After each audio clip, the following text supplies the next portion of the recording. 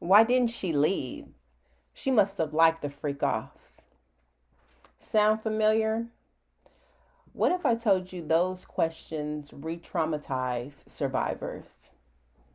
And that Cassie's story isn't about choices, but about how trauma hijacks the brain. Welcome to Want More with Dr. Moore, the criminologist of the Bay.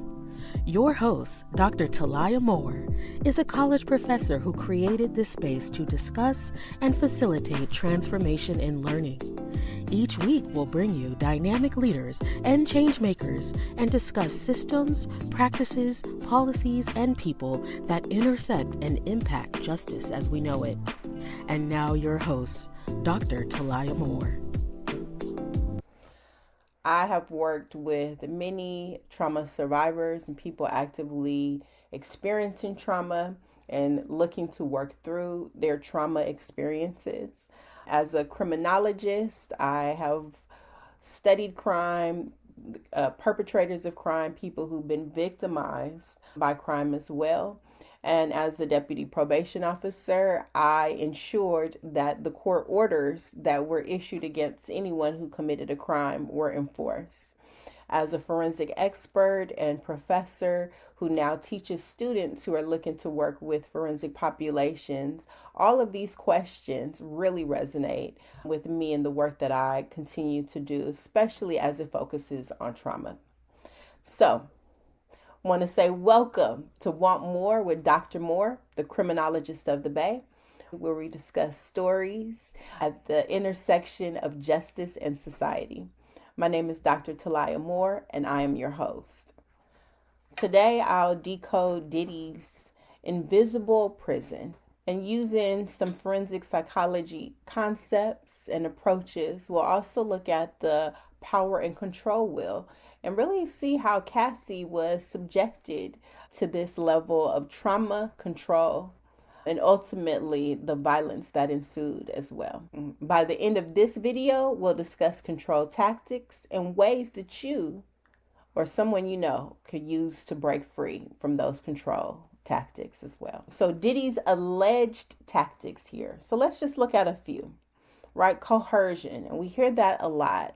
Right, you are coerced into signing this NDA so that you do not discuss or reveal any incidents that may have happened while in his space, in any of the houses that he owns, or any of the vacations that they may have taken together. So coercion, we see that, and that's definitely a component when we think about trauma and really like sexual abuse and abuse as well. Another tactic that he used is isolation. And isolation is actually kind of one of the first tactics that people use, right? I love you so much. Let it just be you and I. Let's just be separate and take these fabulous trips, just the two of us, so that nobody has to be in our business or in our mix. And while that sounds super lovey-dovey, right? You know, now you have the love bombing stage here, but it also pulls you away from the people who love you and who know you, who can hold you accountable and those around you accountable as well. And so this isolation is a real powerful tactic that often goes unbeknownst to people who are being subjected to it. Another tactic that we see here utilized in this is really this concept of privilege, and really not just the financial privilege, which we know that he had abundantly at his disposal, but also the privilege of being a male in our society. And what does that look like? Does that look like you don't have to explain yourself under certain circumstances? Does that look like certain videos in hotels come up missing for years without anybody even blinking an eye? Does it also look like the privilege of just having this level of power that you're able to exert over someone else who you interact with as if they are less than? Most victims do not see that they're on this power and control wheel. And that is somebody who's dating an average regular guy. So just think about how difficult it was for Cassie to see through all the smoke and mirrors when you have the trips and the clothes and the cars, all of these luxury items that really in and of themselves kind of speak to a level of, sophistication, wealth, and love. But in actuality, were all just tools and tactics to, again, subject her to the power and control that was coming from Diddy. Right. And now we get into the actual freak offs. And if you've seen the videos and the testimony or followed any of the trials, it got really graphic, actually. But that was one of the spaces where people really judged Cassie. But I also want to implore to you that this hypersexuality is actually also a component of trauma.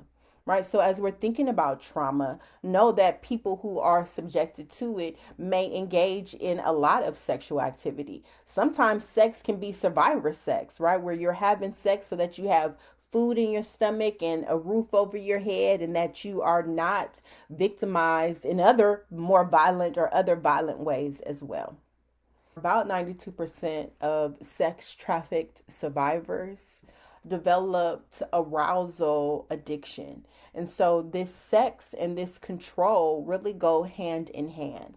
And so again, when we're thinking about the trauma that Cassie was subjected to, don't be disguised by the sex and thinking, well, she was down with the sex. How is that? How is it that she was then, a victim? Very, very easily she could be a victim. And all of the discussions, the testimony, and all the evidence thus far really speaks to the level of trauma that she was subjected to. Have you ever heard of Stockholm Syndrome, where people are initially in this great despair? However, certain things in the brain and chemicals start to really change to where now their perception of danger and threat is no more. And so instead of recognizing that, this abuse is kind of starts to charge them in this weird way where now the happy chemicals, dopamine, are released. And so even the abuse is actually bringing some level of excitement and arousal, not in our traditional way, but nonetheless, there's this experience, this physiological experience that victims are undergoing. And this is the case for Cassie. So again, the drugs, the money, the power, the trips, the clothes, and all of the prestige that comes around or comes with being Diddy's girl. Right? How all of those things, in addition to the isolation, the coercion, the mental manipulation and abuse, really served to incite trauma and also allowed her to continue to be a victim under these circumstances. Really want to rephrase the fact that she was with it, right? Because she's a true victim when we're thinking about victimization, especially along the lines of sex and manipulation. Society often mocks victims, right? We blame the victim for their own despair. Well, it's all her own fault. Why didn't she just leave? Well, much easier said than done, honestly. And leave and go where? To what? With whom? How? When everything that you know is being controlled and manipulated by someone else.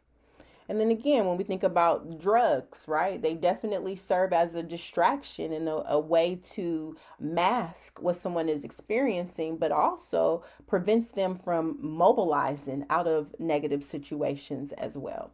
So again, another level of control was exerted upon her.